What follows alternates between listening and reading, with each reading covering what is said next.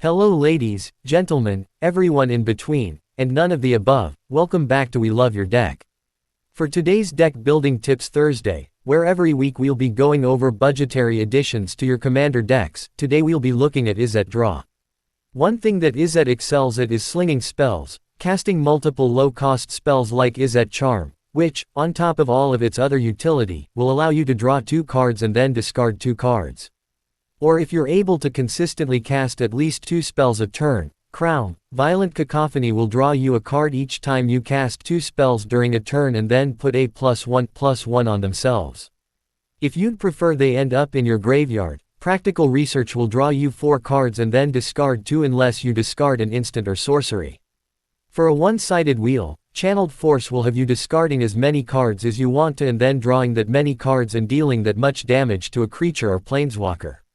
Or for a modular spell, Invoke the Fireman will either draw you several cards or deal that much damage to a target. If you're able to deal damage with these spells, Wizards or Giants, Egger, the Freezing Flame, will draw you a card each time either of them or a spell you control deals excess damage to a creature or planeswalker an opponent controls. With the easiest way for them to deal damage to a creature or planeswalker being attacked, Marauding Looter will draw and discard a card if you attack with a creature this turn.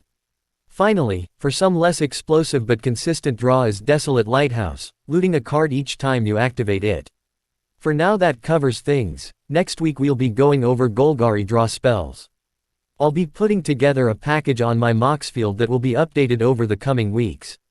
Since you made it this far, why not give me a follow? If there's any deck building help you'll want, ask away in the comments. And as always, I'll catch you on the flip side, Planeswalkers. And remember, be good to each other.